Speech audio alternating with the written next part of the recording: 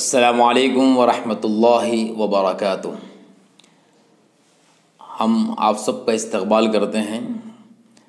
اس وقت میں ہم سب ربیع الاول کے مہینے میں زندگی بسر کر رہے ہیں اور 12 ربیع الاول کو ہمارے پاس ملک ہندوستان میں خاص طور سے سرکار دو جہاں نبی رحمت صلی اللہ علیہ وسلم کی یاد منائی جاتی ہے۔ تو آئیے آج ہم سب پیام حبیب چینل کی جانب سے ہمارے ناظرین کے لیے، سامعین کے لیے پیغمبر اسلام صلی اللہ علیہ وسلم کی صورت پاک، سیرت پاک اور ضروری پیغام دینا چاہ رہے ہیں۔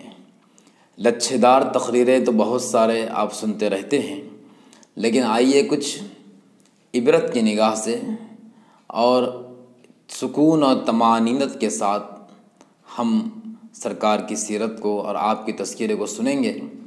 اور جب آپ یہ باتیں سننا شروع کریں تو گزارش ہے یکسوئی کے ساتھ، اطمینان کے ساتھ بیٹھ کر سنیں، زبان پر درود پاک جاری ہو اور کان ہماری ان باتوں کی طرف لگے رہیں۔ تو چلیے ہم شروع کرتے ہیں پیغمبر صلی اللہ علیہ وسلم کی شان اور آپ کی سیرت اور صورت کے بارے میں۔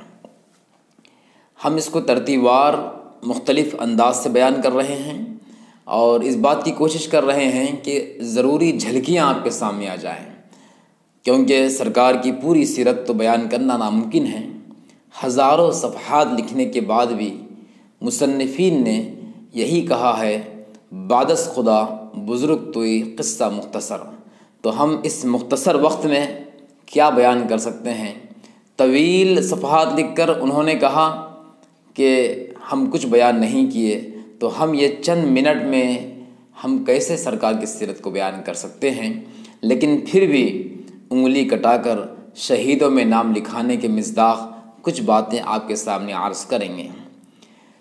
محترم ناظرین و سامعین، ہم اس وقت میں ہماری گفتگو اور ہمارے مخاطب خاص طور سے نونہال بچے ہیں، چھوٹے معصوم بچے جو نئی نسل ہے، ان کو زیادہ تر ہم فوکس کر رہے ہیں، کرنا چاہتے ہیں، اور آخر میں کچھ سوالات بھی دیں گے تاکہ ان سوالات کے ذریعے سے یہ مضمون ذہن نشین ہو جائے۔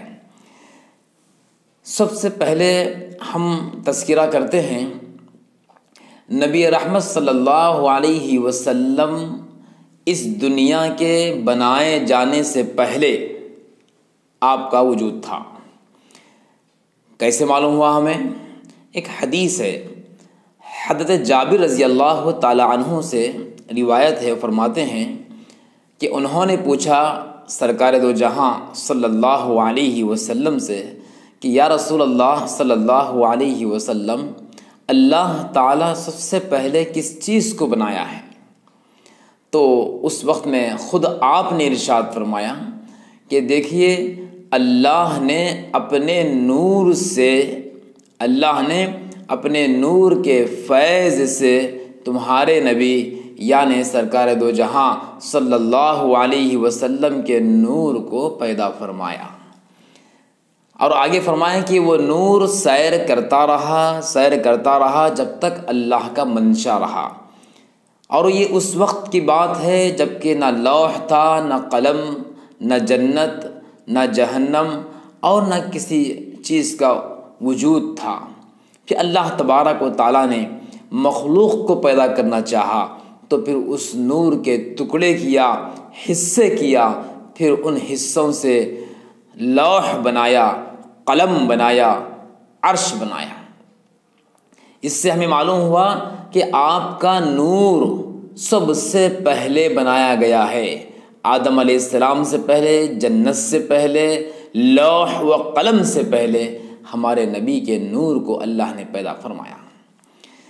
ایک روایت میں ہے کہ اللہ تبارک و تعالیٰ نے جب آدم علیہ السلام کو پیدا فرمائے تو آدم علیہ السلام نے عرش پر لکھا دیکھا محمد الرسول اللہ صلی اللہ علیہ وسلم، اور فرمان خدا ہوا، اللہ نے ارشاد فرمایا کہ اے آدم اگر یہ نہ ہوتے یعنی کہ محمد نہ ہوتے تو آپ بھی نہ ہوتے، آپ کو بھی پیدا نہ کیا جاتا۔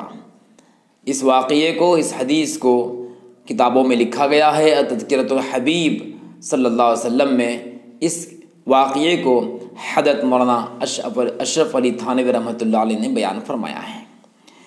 اور آدم علیہ السلام کا جب جنت میں حضرت حوا سے جب نکاح ہوا تو اس وقت میں نکاح کا جو مہر طے ہوتا ہے وہ مہر سرکار صلی اللہ علیہ وسلم پر 20 بار درود پڑھنا آدم علیہ السلام کا مہر طے ہوا۔ آدم علیہ السلام حوا علیہ السلام کا مہر رقم کے ذریعے سے نہیں دیے بلکہ درود پاک 20 بار درود پڑھنا یہ ان کا مہر طے پایا۔ دیکھیے، جبکہ آدم علیہ السلام پہلے انسان، پہلے پیغمبر ہیں، لیکن اس وقت میں بھی آپ کو درود پڑھنے کے لیے کہا گیا۔ اس سے اندازہ ہوتا ہے کہ ہمارے پیغمبر کا وجود کب سے ہے۔ آدم علیہ السلام کے بننے سے پہلے، جنت کے بننے سے پہلے، سب سے پہلے سے آپ کا نور چلتا آ رہا ہے۔ اب چلیے آگے۔ ہمارے نبی صلی اللہ علیہ وسلم جس خاندان میں تشریف لائے وہ خاندان قریش ہے، اور آپ کے آبا و اجداد حضرت عبداللہ، عبد المطلب، ہاشم اور ان کے اوپر جتنے بھی آپ کے آبا و اجداد ہیں یہ سب پاکیزہ تھے، اور آپ نے فرمایا کہ میں پاکیزہ نسب سے الحمدللہ دنیا کے اندر وجود میں آیا ہوں۔ آپ کا سلسلہ نسب بالکل پاکیزہ ہے، پاک صاف پاکیزہ نسب ہے آپ کا۔ آپ کی جب ولادت ہوئی، میلاد ہوئی، پیدائش ہوئی، مشہور قول کے مطابق 12 ربیع الاول کو آپ کی میلاد ہوئی، پیدائش ہوئی، اور بھی اختلاف رائے ہے، مشہور 12 ہے۔ ولادت کے وقت میں آپ کے گھر میں ایک نور نکلا۔ کتابوں میں لکھا ہوا ہے کہ مشرق اور مغرب سے نور نکلا، اور آپ جب تشریف لائے دنیا میں تو آسمان کی طرف سر اٹھا کر آپ نے دیکھا۔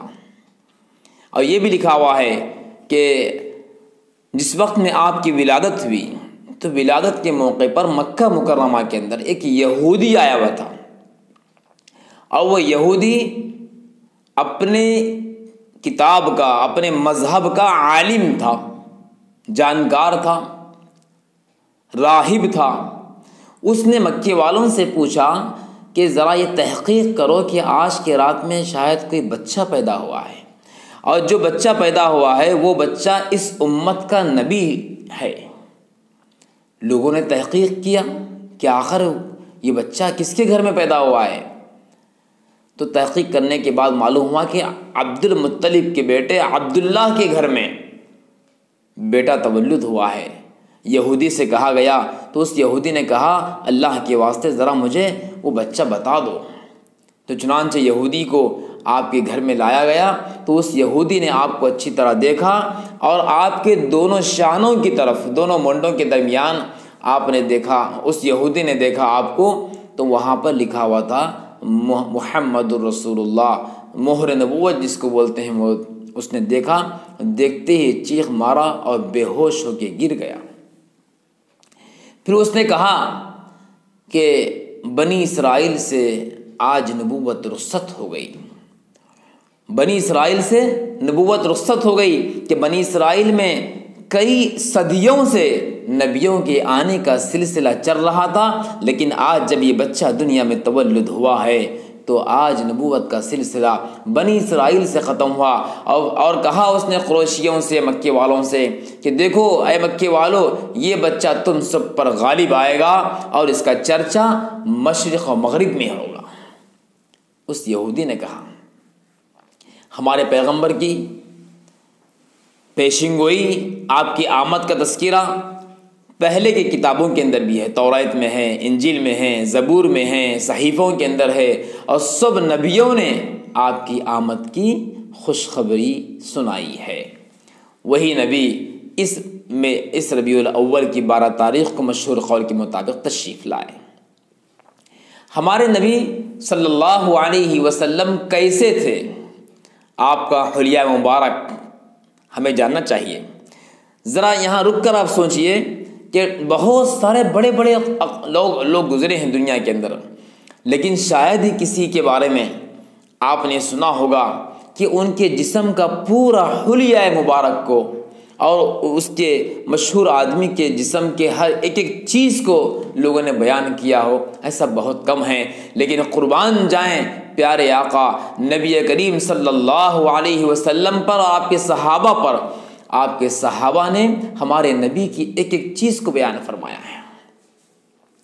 تو آئیے ہم اسی حلیہ مبارک کو سناتے ہیں۔ شمائل ترمذی حدیث کی مشہور کتاب ہے، ترمذی کے آخر میں اس میں آپ کی سارے حلیے کو بیان کیا گیا ہے۔ تو اس کا خلاصہ یہ ہے کہ ہمارے پیغمبر صلی اللہ علیہ وسلم سر تا پا نور کا مجسم تھے۔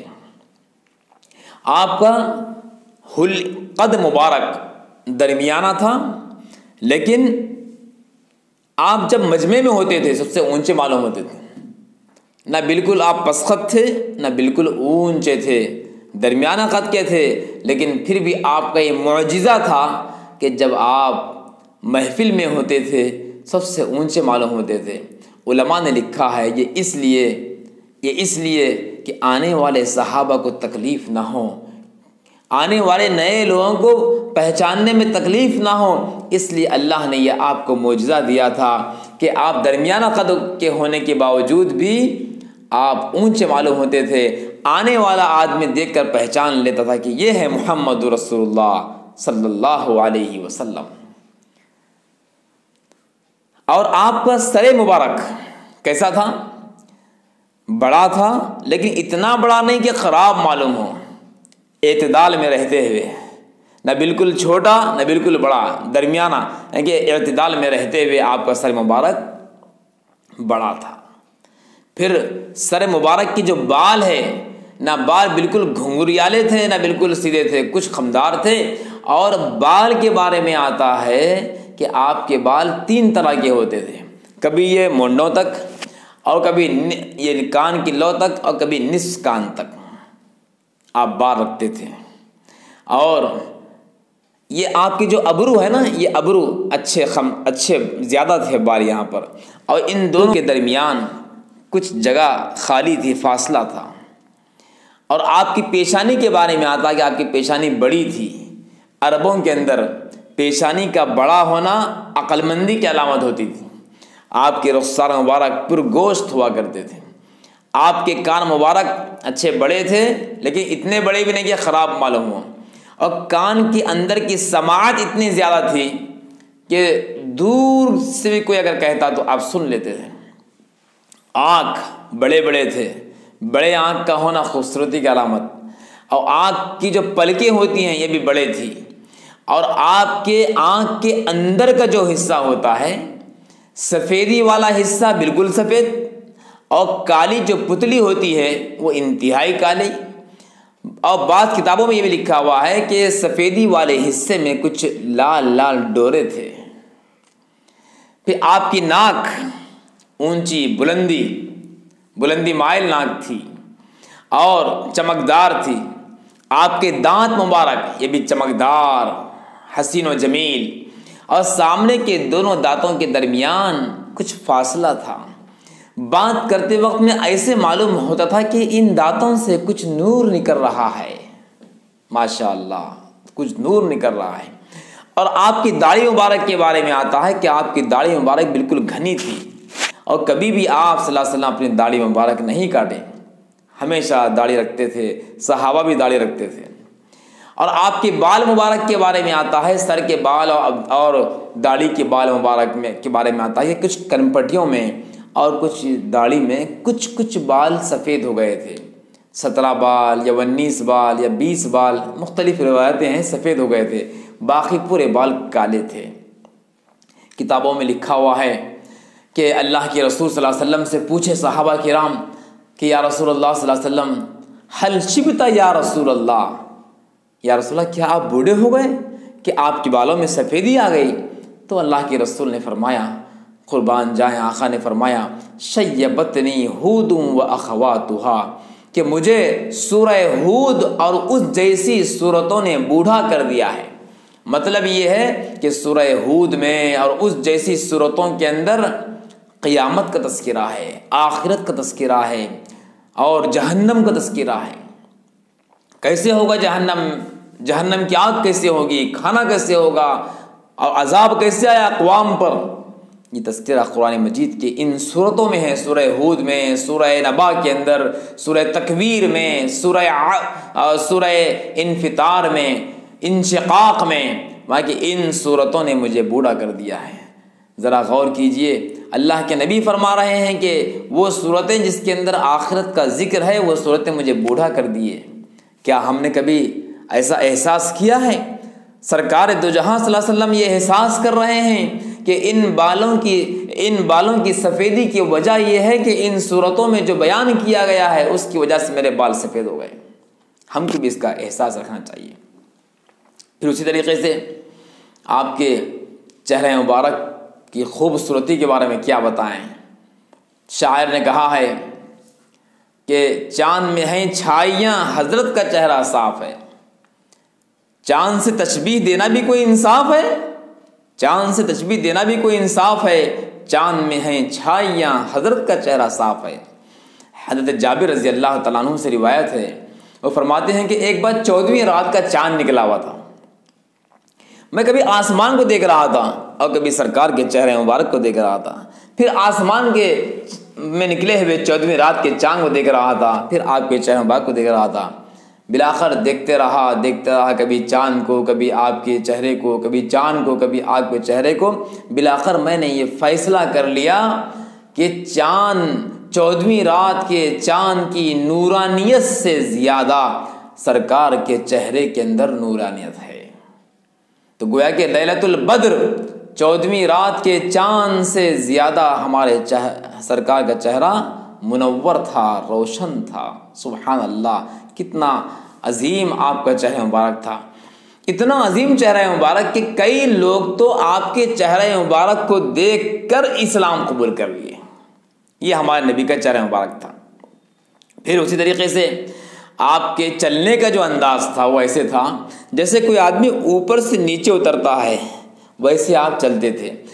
اوپر سے نیچے اترنے والا انسان ایسا اکڑ کے نہیں چلتا، بلکہ ذرا جھکاؤ ہوتا ہے، آہستہ آہستہ نیچے اترتا ہے۔ تو ویسا آپ صلی اللہ علیہ وسلم جیسا کہ اوپر سے نیچے اتر رہا ہے ویسے آپ چلتے تھے، لیول زمین میں بھی آپ ویسے چلتے تھے۔ پھر آپ بات کیسے کرتے تھے؟ کتابوں میں آتا ہے آپ صلی اللہ علیہ وسلم بات انتہائی نرم انداز سے، آپ کی نرم گوئی تھی اور بات کرتے وقت میں آہستہ آہستہ بات کرتے تھے۔ حضرت عائشہ رضی اللہ عنہا فرماتی ہیں کہ اگر کوئی آپ کی باتوں کو لکھنا چاہتا تو بآسانی لکھ سکتا تھا۔ مجلس میں کیسے ہوتے تھے آپ؟ فرمایا کہ اگر مجلس میں آپ بات کرتے، کئی لوگ بیٹھے ہوئے ہیں، کئی سارے لوگ بیٹھے ہوئے ہیں، تو آپ مجلس میں ہر ایک کی طرف دیکھ کر بات کرتے تھے، ہر ایک کو دیکھتے تھے، دیکھ کے بات کرتے تھے، اور بیٹھنے والا ہر انسان یہ سمجھتا تھا کہ سرکار مجھ کو دیکھ کے بات کر رہا ہے، سرکار مجھ کو دیکھ کے بات کر رہا ہے، سرکار مجھ کو دیکھ کے بات کر رہے ہیں۔ تو ہر انسان یہ سمجھتا تھا کہ اللہ کے رسول میری طرف متوجہ ہو کے بات کر رہے ہیں، ایسی آپ بات فرماتے۔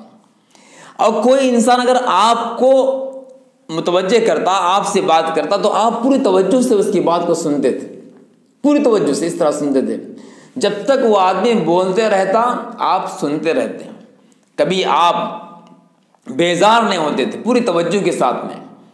اور یہ اصول بھی ہے کہ کوئی بات ہم سے کر رہا ہے تو اس کو دیکھنا، ہم ایسا نہیں کہ بات کرنے والا یہاں بیٹھ کے بات کر اور ہم یہاں دیکھ رہے ہیں، یہ غلط طریقہ ہے، ہمارے نبی کی سنت نہیں ہے۔ ہمارے پیغمبر کی سنت یہ ہے کہ کوئی بات کر رہا ہے تو ہم اس کو دیکھیں، یہ سنت طریقہ ہے، آپ اس طرح بات کیا کرتے تھے۔ پھر ہمیشہ آپ خندہ پیشانی کے ساتھ رہتے تھے، یعنی کہ ہنستے ہوئے، مسکراتے ہوئے، اور اکثر حدیث میں آتا ہے کہ اکثر آپ تبسم فرمایا کرتے تھے۔ بہت کم موقع ایسے ہیں کہ آپ ہنسے ہوں اور آپ کے دانت مبارک دکھے ہوں، بہت کم موقع ایسے ہیں۔ ویسا بھی ہوا ہے کہ آپ ہنسے تو آپ کے دانت دکھے ہیں، وہ الگ واقعات ہے، اس وقت میں عرض کرنے کا وقت نہیں ہے۔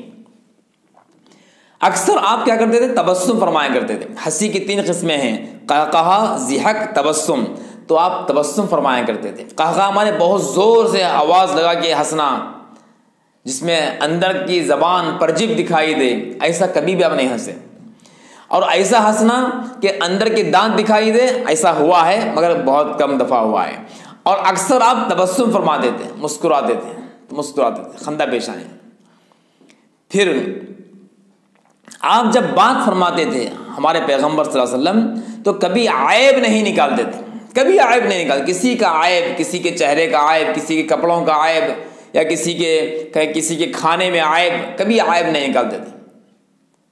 کھانے میں تو کبھی عیب نہیں نکالے آپ صلی اللہ علیہ وسلم۔ حدیث میں آتا ہے، ترمذی کے اندر حدیث ہے، ما عاب رسول اللہ صلی اللہ علیہ وسلم طعاما قط، کبھی آپ صلی اللہ علیہ وسلم کسی بھی کھانے میں عیب نہیں نکالے۔ یہ ہے ہمارے سرکار کی شان، آپ کا انداز بیان، انداز گفتگو۔ اب چلیے آئیے ہمارے پیغمبر کی خوشبو کے بارے میں۔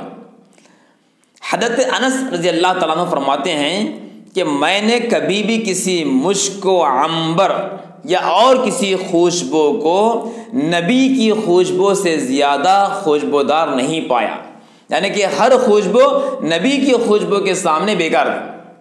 آپ زیادہ خوشبو، آپ کا لعاب بھی خوشبودار، آپ جہاں سے گزرتے تھے وہ جگہ خوشبودار ہو جاتی تھی، صحابہ دیکھ کے پہچان لیتے تھے کہ یہاں سے نبی گزرے ہیں۔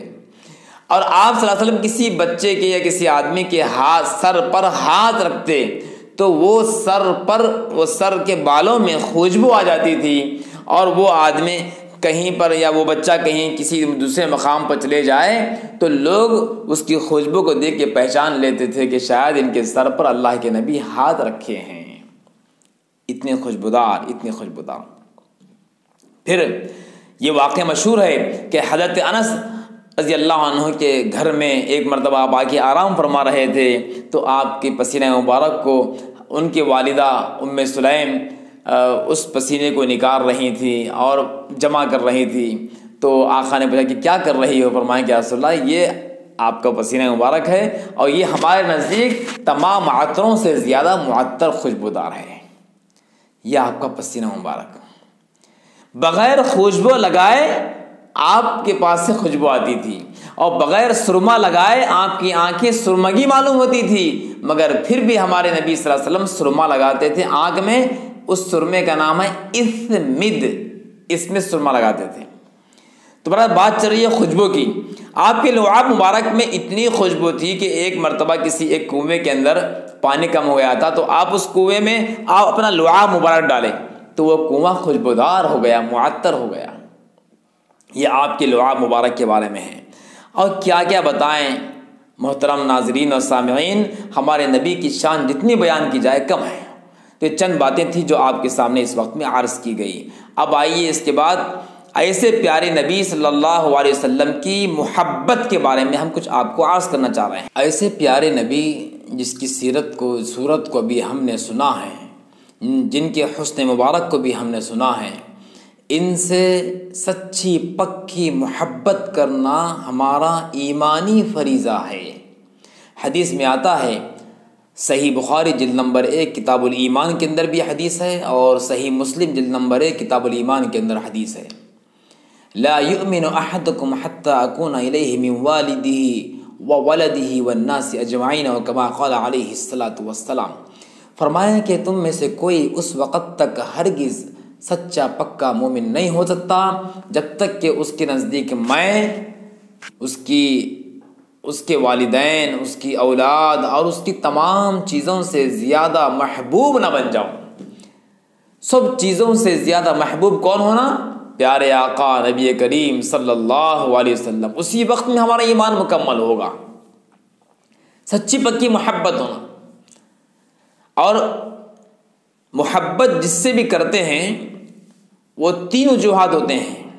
نمبر 1 کمال، نمبر 2 جمال، اور نمبر 3 نوال و احسان۔ ان 3 چیزوں سے انسان محبت کرتا ہے۔ کسی کے اندر کمال ہے، خوبی ہے تو ہم محبت کرتے ہیں، مثلا کوئی ڈاکٹر ہے، بہت کمال والا ہے، بہت خوبیوں والا ہے، بہت اچھے مشورے دیتا ہے، بہت اچھا علاج کرتا ہے، تو لوگ اس کو چاہتے ہیں، اس سے محبت کرتے ہیں۔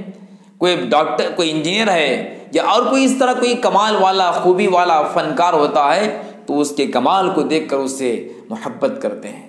نمبر 2، محبت کی وجوہات میں جمال ہے کہ جب جمال اور خوبصورتی کسی کو دیتا ہے اللہ، تو اس سے محبت کی جاتی ہے کہ کیا خوبصورت ہے۔ اور نمبر 3، احسان اور عطا، نوال، کہ کوئی کسی کو دینے والا ہے، احسان کرنے والا ہے، خوب جو ہے اوپر ہاتھ والا ہے، پیسے دینے والا ہے، خرچہ کرنے والا ہے، تو لوگ اس سے محبت کرتے ہیں، بھائی بہت وہ عطا اور بخشش کرنے والا ہے۔ تو 3 وجوہات سے محبت کی جاتی ہے، کمال سے، یا تو جمال سے، یا تو نوال و احسان سے۔ ان میں سے کوئی ایک خوبی انسان کے اندر ہوتی ہے تو محبت کرتے ہیں، لیکن قربان جائیں میرے اور آپ کے آقا محمد رسول اللہ صلی اللہ علیہ وسلم کی ذات بابرکت میں یہ تینوں چیزیں بیک وقت بدرجائے اتم موجود تھی۔ آپ بڑے کمال والے تھے، بڑے جمال والے تھے اور بڑے احسان و عطا والے تھے۔ ایسی خوبیاں والا کوئی انسان پیدا نہیں ہوا۔ اب ایک وقت میں آپ اچھے ڈاکٹر بھی تھے، اچھے طبیب بھی تھے، اچھے تاجر بھی تھے، اچھے شوہر بھی تھے، اچھے والد بھی تھے، اچھے بھائی بھی تھے، کیا کیا خوبیاں تھے آپ کے پاس، کیا بیان کریں۔ اسی لیے آپ کمال نہیں درجائے اکمل میں تھے۔ اور جمال تو ابھی آپ نے سن لیا ہے کہ 14ویں رات کا چاند بھی آپ کے چہرے کے سامنے پھیکا معلوم ہو رہا ہے۔ پھر عطا، نوازش، احسان، داد و دہش، وہ تو پوچھیے مت، کوئی سائل آپ کے در سے کبھی واپس نہیں لوٹا۔ تو بدرجہ اتم تینوں چیزیں آپ کے پاس موجود ہے، تو لہذا پھر ہم ان سے محبت کیوں نہیں کرنا؟ دل کے اندر سب سے زیادہ محبت ہمارے نبی سے ہونا۔ آج ہم تہیہ کر لیں کہ ہم اپنے دل میں سب سے زیادہ اپنے امی، ابا، بھائی، بہن، سب سے زیادہ محبت کس سے کریں گے؟ پیارے آقا نبی کریم صلی اللہ علیہ وسلم سے کریں گے۔ جب سچی پکی محبت ہوگی تو ان کے اوپر جان نچھاور کرنا آسان ہوگا۔ کیسے آسان ہوگا؟ ایک مثال دیتا ہوں۔ آپ سب جانتے ہیں کہ نبی کریم صلی اللہ علیہ وسلم کے ساتھ ہجرت میں کون تھے ساتھ میں؟ نام یاد آیا ہوگا آپ کو، کون تھے؟ حضرت ابو بکر رضی اللہ تعالی عنہ ساتھ تھے۔ واقعہ بہت طویل ہے، شارٹ کٹ آپ کو عرض کر رہا ہوں کہ جب آپ اس غار تک پہنچے، اس غار کا نام کیا ہے؟ غار ثور۔ غار ثور کے پاس جب آپ پہنچے تو ابو بکر نے فرمایا کہ حضرت آپ باہر ٹھہریے، رات کا ٹائم ہے، بند مقام ہے، غار میں پتہ نہیں کیا کیا ہوگا۔ تو ابو بکر اندر گئے، وہ اس غار کو پورا صاف کیے۔ ایک سوراخ تھی، اس سوراخ کو بند کرنے کا کوئی ذریعہ نہیں تھا، کوئی چیز نہیں تھی۔ تو آپ جو ہے اللہ کے نبی کو اندر بلائے اور بلا کر جو ہے اس مقام پہ بیٹھے جہاں وہ سوراخ تھی، اور اپنے پیر مبارک کے انگوٹے کو یا کسی انگلی کو اس غار کے اندر موجود بل میں رکھ دیے۔ اب وہ اندر بل میں ایک سانپ تھا، وہ سانپ کا ہی بہت لمبا واقعہ ہے، وہ سانپ کئی صدیوں سے وہاں بیٹھا ہوا تھا، اور اس کا مقصد بھی یہ تھا کہ سرکار کا دیدار کرے۔ اب وہ سانپ روزانہ باہر نکلتا تھا، کبھی یہاں سے وہاں سے، اس طرح بل بہت کر دیا تھا۔ اب وہ سانپ دیکھا کہ باہر پورے بل بند ہے، تو ہر بل کے پاس گیا، مایوسی ہوئی سانپ کو۔ اب یہاں پر آ کے دیکھا تو نرم نرم کچھ دکھائی دے رہا اس کو۔ وہ کیا تھا؟ ابو بکر کے پیر مبارک کی انگلی تھی۔ وہ سانپ ابو بکر کو ڈس رہا ہے، ابو بکر ٹس سے مس نہیں ہو رہے ہیں، سانپ ڈس رہا ہے، ابو بکر ٹس سے مس نہیں ہو رہے ہیں۔ کیوں؟ اس لیے کہ سرکار کا چہرہ مبارک ابو بکر کے زانوں اور ابو بکر کے ران پر سرکار کا چہرہ مبارک تھا۔ آرام فرما رہے تھے، سفر کی تھکان تھی۔ ابو بکر سوچتے ہیں کہ اگر میں ذرہ بھی حرکت کروں گا تو سرکار کی نیند میں خلل ہوگا، اور میں یہ نہیں چاہتا کہ میرے آقا کی نیند میں کچھ بھی خلل ہو جائے، ڈسٹرب ہو جائے۔ گویا یوں سمجھیے کہ ابو بکر کے دونوں ران ریحل بنے ہوئے ہیں، اور سرکار قرآن کی شکل میں ابو بکر کے ران پر سر مبارک رکھے ہیں۔ گویا کہ ابو بکر کی ران ریحل ہے اور سرکار عملی قرآن پاک کی شکل میں ہے۔ اور کیا ہوتا ہے تھوڑی دیر کے بعد ابو بکر کی آنکھوں سے آنسو کا ایک قطرہ نکلتا ہے اور سرکار کے اوپر گرتا ہے، تو آپ اٹھتے ہیں، بیزار ہوتے ہیں کہ فرماتے ہیں ابو بکر کیا ہوا، کیوں رو رہے ہیں؟ تو ابو بکر فرماتے ہیں یا رسول اللہ کوئی بات نہیں ہے، بس اتنا ہے کہ اس بل کے پاس میرا پیر ہے، انگلی ہے، انگوٹھا ہے، اور وہ سانپ اندر سے ڈس رہا ہے۔ آقا فرماتے ہیں کہاں ہے بتاؤ؟ تو ابو بکر وہ اس انگوٹھے کو نکالتے ہیں اور آقا اپنا لعاب مبارک وہاں پر لگاتے ہیں۔ ابو بکر کہتے ہیں کہ وہ سارا زہر اور سارا درد میرا فوراً کافور ہو گیا، ختم ہو گیا، اور وہ سانپ جو ڈس رہا تھا باہر نکلتا ہے اور سرکار کا دیدار کرتا ہے اور اندر ڈوب جاتا ہے، پھر چل جاتا ہے واپس۔ یہ واقعہ ہے۔ اس واقعے سے ذرا اندازہ کیجئے، اس کو کہتے ہیں عشق، کہ اللہ کے نبی سے ابو بکر کو عشق ہو گیا تو سانپ ڈس رہا ہے تو جان کا خطرہ نہیں ہے، جان جوخم میں ڈال رہے ہیں، لیکن سرکار کو تکلیف دینا پسند نہیں کرتے، سرکار کی نیند میں خلل آنا بھی پسند نہیں کرتے۔ اس کو کہتے ہیں عشق رسول، اور اس کو کہتے ہیں حب رسول۔ ایسی محبت صحابہ کے اندر موجود تھی، صحابہ کے اندر ایسی محبت تھی۔ ایک واقعہ ایک خاتون کا بھی ہے۔ حضرت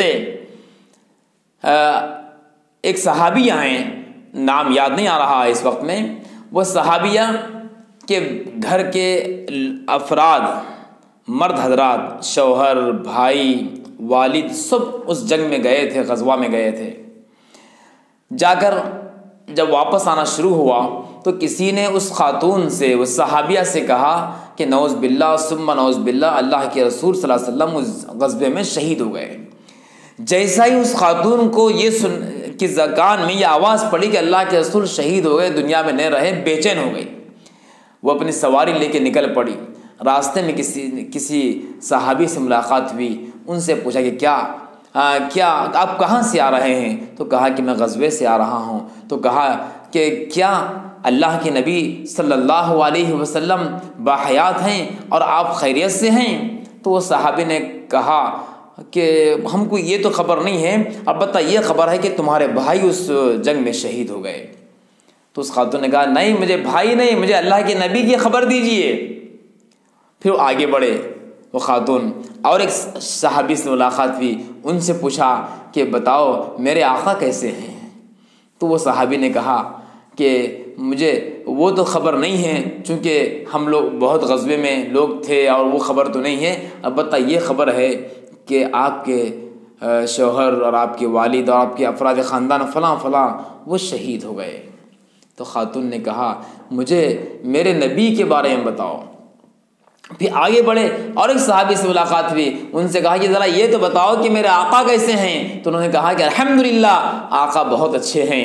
تب وہ خاتون کے جان میں جان آ گئی، اور کچھ آگے بڑھنے کے بعد میں اللہ کے رسول علیہ الصلاۃ والسلام سے ملاقات ہوئی اور آپ کا دیدار کیا، اور جب ان کو چین آیا۔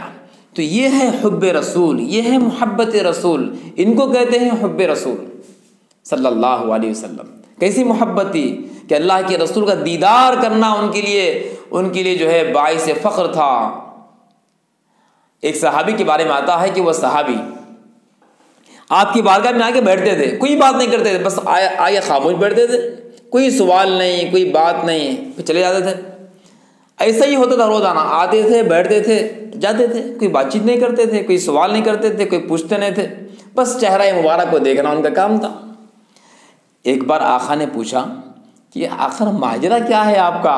روزانہ آتے ہیں، کوئی بات نہیں کرتے، کوئی پوچھتے نہیں کوئی بات، بس آتے ہیں اور دیدار کرتے رہتے ہیں خالی اور جاتے ہیں۔ تو انہوں نے کہا کہ یا رسول اللہ صلی اللہ علیہ وسلم، میں جب گھر سے نکلتا ہوں تو یہ نیت کر کے، یہ ارادہ کر کے نکلتا ہوں کہ میں آپ کے چہرہ مبارک کو دیکھوں، آپ کے چہرہ مبارک کو دیکھنا میری غذا ہے گویا کہ، بس اسی لیے میں آپ کے پاس آتا ہوں۔ تو اللہ کے رسول نے فرمایا کہ اگر تم اسی نیت سے آتے ہو، اگر تم اسی نیت سے آتے ہو کہ میرا چہرہ مبارک کو دیکھیں، میرا دیدار کریں، تو میں کہ جو محبت سے مجھ کو دیکھتا ہے اور یہ نیت کرتا ہے کہ میں آپ کو دیکھوں، تو آپ کی محبت کی وجہ سے اللہ تعالیٰ تم پر جہنم کو حرام کر دیا ہے، یعنی کہ جنت واجب۔ ایسا شوق تھا صحابہ کرام کو، ایسی محبت تھی۔ اور ایک واقعہ ہے حضرت اسما رضی اللہ تعالیٰ عنہ کے بارے میں آتا ہے کہ حضرت اسما فرماتے ہیں کہ جب آپ صلی اللہ علیہ وسلم اور آپ کے والد ابو بکر یہ دونوں اس غار ثور کے اندر موجود تھے، 3 دن تک وہاں پر آرام کر رہے تھے، چھپے ہوئے تھے، تو اس وقت میں حضرت اسما آپ پر ٹفن لے کر جاتی تھی روزانہ. تو ایک دن ٹفن لے کر گئیں، پھر جب دوسرے دن جب دوبارہ ٹفن لے کر گئیں تو حضرت اسما کے چہرے پر کچھ زخم تھا. تو آقا نے پوچھا کہ اسما کیا بات ہے، آپ کے چہرے مبارک پر زخم دکھائی دے رہا ہے؟ تو اس وقت میں حضرت اسما نے کہا کہ یا رسول اللہ کوئی بات نہیں ہے، لیکن آپ نے پوچھا کہ بتائیے اسما کیا بات ہے، یہ کس چیز کا زخم ہے؟ تو اسما نے فرمائی کہ یا رسول اللہ صلی اللہ علیہ وسلم بات دراصل یہ ہے کہ کل میں آپ کے پاس سے ٹفن دے کر واپس جا رہی تھی تو راستے میں بد کردار ابو جہل ملا اور مل کر مجھ کو کہا کہ بتا تو کہاں سے آ رہی ہیں، اور بہت ممکن ہے کہ تم وہیں سے آ رہی ہیں جہاں پر تمہارے ابا اور تمہارے پیغمبر محمد صلی اللہ علیہ وسلم موجود ہیں، تو بتاؤ کہاں پر وہ چھپے ہوئے ہیں؟ اسما نے کہا کہ ہم نہیں بتائیں گے. تو پھر ابو جہل نے ان کو مارا، پھر کہا کہ بتاؤ، پھر کہا کہ نہیں بتا دی، پھر مارا، پھر بہت مارا، یہاں تک کہ زخمی کر دیا. تو پھر اسما کہتی ہیں کہ میں نے کہا کہ ابو جہل تم مجھے مار ڈالے، مجھے مارے اور مار کے میری جان لے لے، میں دینی تیار ہو جاؤں گی، لیکن میرے نبی اور میرے والد کا مقام وہ کہاں پر ہے میں تجھ کو نہیں بتاؤں گی. یا رسول اللہ اس وقت جب اس نے مارا تو یہ زخم وہی ہے. کیا محبت تھی ان حضرات میں، کیا محبت تھی ان حضرات میں، حضرت اسما میں اور دیگر صحابیات کے اندر. یہی محبت کی وجہ سے ان کا مقام اونچا ہوا ہے. ایک واقعہ آپ کو بتاتا ہوں، واقعہ سننے کے بعد ہمارے اندر ایک جذبہ پیدا ہونا چاہیے. حضرت عائشہ رضی اللہ تعالیٰ عنہ ایک مرتبہ آسمان کو دیکھ رہی تھیں. آسمان کے تارے بہت زیادہ نکلے ہوئے تھے. تو حضرت عائشہ نے کہا کہ یا رسول اللہ صلی اللہ علیہ وسلم کیا کوئی ایسا انسان ہے جس کے نیکیاں یہ آسمان کے ستارے کے برابر ہو؟ غور کیجئے سوال کیسا ہے اور جواب بھی دیکھیے. کیا فرمایا عائشہ نے؟ یا رسول اللہ یہ بتائیے کہ یہ جو آسمان کے ستارے ہیں ان ستاروں کے مانند کسی کی نیکیاں ہو سکتی ہیں؟ تو آقا نے فرمایا کہ ہاں ایک شخص ہے ان کے نیکیاں یہ آسمان کے تاروں سے زیادہ ہے. تو فوراً حضرت عائشہ چوکنا ہے، فرمایا کہ یا رسول اللہ کون ہے؟ تو فرمایا کہ وہ عمر ہے، وہ عمر ہیں جن کے نیکیاں آسمان کے ستاروں سے بڑھ کر ہے. حضرت عائشہ خاموش ہو گئیں. سرکار سمجھ گئے کہ یہ نام عمر کا لیا گیا ہے، ان کے والد ابو بکر کا نہیں لیا گیا ہے.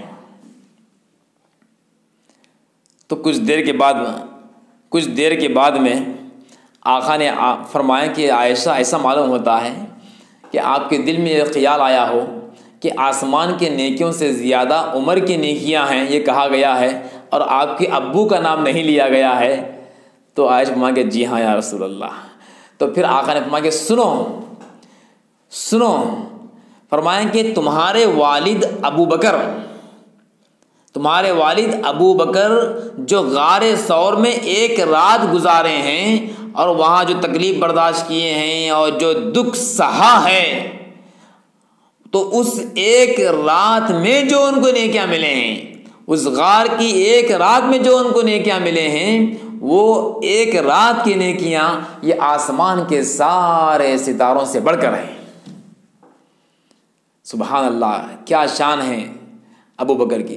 تو یہ شان ان کی، یہ مرتبہ چپ ایسے ہی نہیں ملا، ویسی تکلیف برداشت کیے، ویسا جان قربان کیے، مال قربان کیے، ویسے محبت کر کے بتائے، تبھی تو ان کا مقام اتنا اونچا ہو گیا. تو غرض کے بات طویل ہو جا رہی ہے، میں عرض کر رہا تھا کہ محبت ہو تو ایسی محبت ہونا چاہیے. تو محبت رسول سب سے زیادہ ہونا چاہیے. اب محبت اور اطاعت یہ دو بھی ضروری ہے، محبت بھی ہونا، اطاعت بھی ہونا. اور سرکار کی محبت ہمیں اس بات کی طرف آمادہ کرتی ہے کہ ہم آپ کی اتباع کریں، آپ کی بات کو مانیں. 2 حدیثیں ہیں، ان 2 حدیثوں کو سمجھ لیجئے. سرکار کی پوری زندگی کے مطابق ہماری زندگی انشاءاللہ سرکار کے فرمان کے مطابق ہماری زندگی ہو جائے گی۔ 2 حدیثیں، ایک حدیث ابھی جو آپ کو سنائی گئی کہ کوئی شخص اس وقت تک مومن نہیں ہو سکتا جب تک کہ وہ اپنے مال، اپنی اولاد، اپنے ماں باپ سب سے زیادہ سرکار سے محبت نہ کرے، اس وقت تک مومن نہیں ہوگا۔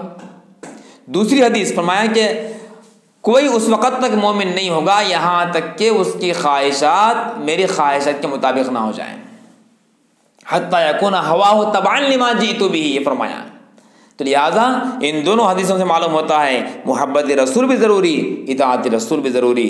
قرآن میں فرمایا گیا قل ان کنتم تحبون اللہ فاتبعونی یحببکم اللہ، فرمایا کہ اگر تم اللہ سے محبت کرنا چاہتے ہو تو میری اتباع کرو، یعنی کہ نبی کی اتباع کرنے کا حکم دیا گیا ہے۔ اطاعت بھی ضروری، محبت بھی ضروری، اطاعت بھی ضروری۔ محبت ہے اطاعت نہیں یہ بھی کافی نہیں، اطاعت ہے مگر محبت نہیں تو یہ بھی کافی نہیں ہے، دونوں چیزیں لازم اور ملزوم ہیں۔ اب آئیے آج کے دن ہمیں اس بات کا زیادہ اہتمام کرنا چاہیے کہ ایسے پیارے آقا نبی کریم صلی اللہ علیہ وسلم پر کثرت سے درود پڑھیں۔ اللہم صلی علی سیدنا محمد النبی الامی وعلی آلہ وسلم تسلیما۔ حدیث میں آتا ہے کہ جو شخص مجھ پر ایک بار درود پڑھتا ہے اللہ تعالیٰ اس پر 10 مرتبہ رحمتیں نازل فرماتے ہیں، نسائی کی روایت ہے۔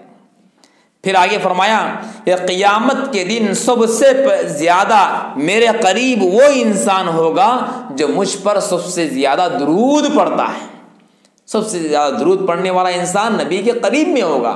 تو ہم سب اس بات کا اہتمام کریں کہ خوب درود پڑھیں، خوب درود پڑھیں۔ حضرت عمر کے بارے میں آتا ہے انہوں نے فرمایا کہ جب بھی کوئی انسان دعا کرتا ہے اے اللہ مجھے فلاں چیز عطا فرما، اے اللہ مجھے فلاں عطا فرما، دعائیں کرتے ہیں ہم لوگ، کرنا چاہیے۔ حضرت عمر نے فرمایا کہ جو انسان دعا کرتا ہے اور دعا کے شروع میں آخر میں درود نہیں پڑھتا تو اس کی دعا معلق رہتی ہے، لٹکتے رہتی ہے، معلق رہتی ہے جب تک کہ وہ درود نہ پڑھے، اور جب دعا کے شروع میں آخر میں درود پڑھتے ہیں تو وہ دعا قبول ہوتی ہے، منظور ہوتی ہے۔ درود پاک کا اہتمام کرنے سے اللہ جنت نصیب فرماتے ہیں، درود کا اہتمام کرنے سے اللہ انسان کی مصیبتوں کو دور فرماتے ہیں، درود کا اہتمام کرنے سے بندے کے دل میں رسول کی محبت پیدا ہوتی ہے، اور درود پڑھنے سے ہمارا نام سرکار کی بارگاہ میں پہنچتا ہے۔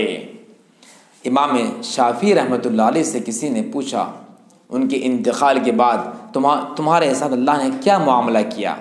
امام شافعی نے فرمایا میرے نیک کام اور خدمات تو بہت ساری تھیں لیکن ان کا تذکرہ کچھ بھی نہیں ہوا، لیکن ایک درود میں پڑھا کرتا تھا، اس درود کے پڑھنے سے اللہ نے میری مغفرت کر دیا۔ کہ وہ درود کیا ہے؟ تو فرمایا کہ اللہم صلی علی سیدنا محمد کلما ذکرہ الذاکرون وصلی علی محمد کلما غفل عن ذکرہ الغافلون۔ اس درود کے پڑھنے سے اللہ نے ان کی مغفرت فرمائی۔ ہم سب کو بھی اس کا اہتمام کرنا چاہیے۔ چند معمولات اور چند اعمال جو ہمارے پیغمبر صلی اللہ علیہ وسلم ہمیں بتائے ہیں اسے بھی سننا چاہیے تاکہ ہم کو بھی زندگی میں ایک اسوہ اور نمونہ ملے۔ ہمارے پیغمبر صلی اللہ علیہ وسلم کے بارے میں آتا ہے کہ آپ ہمیشہ دائم الفکر رہتے تھے، ہمیشہ ایک فکر سوار رہتی تھی۔ پوچھنے پر فرماتے تھے کہ مجھے امت کے غم ہے، امت کے غم ہے، ہمیشہ امت کے غم فرماتے تھے کہ امت کا کیا ہوگا، امت کا کیا ہوگا، ہمیشہ امت کا غم آپ کو سوار رہتا تھا۔ ہمارے نبی صلی اللہ علیہ وسلم امت کے لیے ہمیشہ دعا فرماتے تھے کہ اللہ میری امت پر رحم فرما، ان کی مغفرت فرما، اور زندگی میں بھی آپ امت کے لیے فکر کرتے رہے، دعا کرتے رہے، اور آخرت میں بھی اس امت کی آپ فکر کریں گے اور اس امت کو بخشش کروا کر جنت میں لے کر جائیں گے۔ حدیث بہت طویل ہے، شفاعت والی حدیث، کہ کل قیامت کے دن سارے لوگ پریشان ہوں گے، آدم علیہ السلام کے پاس جا کے بولیں گے آدم یہ یا نبی اللہ آپ اللہ سے دعا کیجئے، اللہ سے سفارش کیجئے، اللہ تعالیٰ ہمارا حساب کتاب فرما دے۔ اس وقت میں سارے لوگ پریشان ہیں، آدم علیہ السلام کہیں گے کہ میں اس وقت اللہ کے سامنے کچھ نہیں بول سکتا۔ آدم علیہ السلام، نوح علیہ السلام، عیسیٰ علیہ السلام، موسیٰ علیہ السلام، ابراہیم علیہ السلام، یہ سب ہاتھ اٹھا دیں گے، کہیں گے کہ ہم اس وقت میں اللہ کے دربار میں کچھ نہیں عرض کر سکتے۔ اپنی اپنی زندگی کے بارے میں وہ کہیں گے کہ ہم خود اپنے بارے میں نفسا نفسی کے عالم کے اندر ہیں، حالانکہ پیغمبر ہے، پیغمبر معصوم ہوتے ہیں، لیکن وہ بھی کہیں گے کہ ہم اس وقت اللہ کے دربار میں کچھ نہیں عرض کر سکتے۔ سب مشورہ دیں گے کہ آپ جاؤ محمد رسول اللہ صلی اللہ علیہ وسلم کے پاس۔ جب امتی اور سارے انسان رسول اللہ صلی اللہ علیہ وسلم کی بارگاہ میں آئیں گے اور آ کر عرض کریں گے، تو اس وقت میں بھی آپ امت کے لیے سجدہ ریز ہو جائیں گے اور دعا کریں گے، اللہ سے گڑ گڑائیں گے، خوب دعا کریں گے، ایسی تعریف کریں گے کہ ویسی اللہ کی تعریف آج تک کسی نے کیا ہے اور نہ قیامت تک کرے گا۔ آپ کی دعا کو دیکھ کر اللہ تعالیٰ فرمائیں گے، یا محمد ارفع راسک سل تعطا، اے محمد صلی اللہ علیہ وسلم آپ اپنے سر مبارک کو اٹھائیے، آپ مانگیے آپ کو دیا جائے گا، آپ سوال کیجیے آپ کے سوال کو پورا کیا جائے گا۔ پھر آپ امت کی بخشش کی مغفرت کی دعا کریں گے۔ تو معلوم یہ ہوا کہ آپ ہمیشہ اس امت کی فکر میں رہتے تھے، تو اس امت کو بھی چاہیے کہ سرکار کا احسان مند رہیں اور سرکار کو تکلیف دینے والے کوئی کام نہ کریں۔ اتنی محنت، اتنی فکر، اتنا غم ہمارے نبی نے کیا ہے، تو ہمیں بھی چاہیے کہ ایسا کوئی کام نہ کریں کہ جس سے سرکار کو تکلیف پہنچے۔ ہمارے نبی صلی اللہ علیہ وسلم مذاق بھی فرماتے تھے۔ انسان کی زندگی میں مذاق کی ضرورت پڑتی ہے، انسان ہمیشہ ٹائٹ رہے، غصے میں رہے تو نہیں چلتا زندگی میں، تو اسی لیے ہمارے نبی مذاق فرماتے تھے، صحابہ سے مذاق فرماتے تھے۔ لیکن یاد رکھیے کبھی مذاق میں جھوٹ نہیں فرماتے تھے۔ آج مذاق ہوتا ہے تو مذاق میں جھوٹ بولتے ہیں، لیکن ہمارے پیغمبر کے مذاق میں جھوٹ نہیں ہوتا تھا۔ ایک واقعہ ہے، ایک بوڑھی خاتون آ کر کہا کہ یا رسول اللہ آپ دعا کیجئے کہ میں جنت میں جاؤں، تو آقا نے مذاق سے فرمایا کہ جاؤ بوڑھی جنت میں نہیں جائے گی۔ اب وہ بوڑھی خاتون روتی ہوئی جا رہی تھی، پھر آقا نے فرمایا کہ سنو میرے کہنے کا مطلب یہ ہے کہ بوڑھی عورت بوڑھی رہنے کی حالت میں جنت میں نہیں جائے گی، بلکہ وہ نوجوان ہو کر جائے گی۔ ارے بوڑھی رہنے کی حالت میں جنت میں جائے گی تو وہاں کے نعمتیں لذتیں کیسے حاصل کریں گے؟ اس لیے فرمایا کہ آپ نوجوان ہو کے جنت میں جائیں گے۔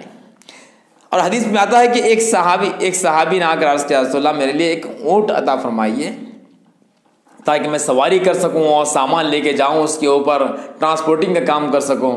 تو آقا نے فرمایا اچھا ٹھیک ہے بھائی، یہ صاحب کو اونٹنی کا بچہ دے دو۔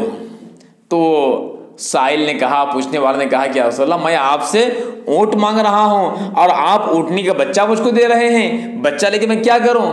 تو آقا نے فرمایا کہ سنو ہر اونٹ کسی نہ کسی اونٹنی کا بچہ ہی ہوتا ہے۔ یہ آپ نے ایسے مذاق آپ کے ہوا کرتے تھے، سامنے والے کی دلجوئی بھی ہوتی تھی، نشاط بھی ہوتا تھا، فرحت مسرت بھی ہوتی تھی، اور ساتھ ساتھ مذاق بھی ہوتا تھا۔ ایسا مذاق ہمیں کرنا چاہیے، لایانی، فالتو، ٹائم پاس، دوسروں کو تکلیف دینے والا مذاق نہیں کرنا چاہیے۔ ہمارے پیغمبر صلی اللہ علیہ وسلم معمولات میں، اعمال میں سب سے زیادہ نماز کے بارے میں فکر دلاتے تھے، نماز کی پابندی کرنا۔ فرمایا کہ نماز میری آنکھوں کی ٹھنڈک ہے، نماز فرمایا کہ جنت کی کنجی ہے، اور نماز کے بارے میں فرمایا کہ جو شخص 5 وقت کی نماز پڑھتا ہے اس کی مثال ایسے ہے جیسے کوئی انسان اپنے کمپنی سے، اپنے کارخانے سے گھر کو آ رہا ہے اور راستے میں 5 جگہ پانی نہاتا ہے تو اس کے جسم کا پورا میل ختم ہو جاتا ہے۔ تو فرمایا کہ ویسے ہی 5 نماز پڑھنے سے انسان کے پورے گناہ ختم ہو جاتے ہیں۔ یہ نماز کے بارے میں آقا نے فرمایا۔ ہم آپ کو وہ چیزیں بیان کر رہے ہیں جو آقا ہم کو بتائے ہیں۔ آج میلاد النبی کے موقع پہ ہمیں یہ سب کام کرنا ہے، ہمیں سرکار کی ان باتوں کو سننا، سمجھنا، عمل کرنا چاہیے۔ تو نماز کے بارے میں آپ نے سن لیا۔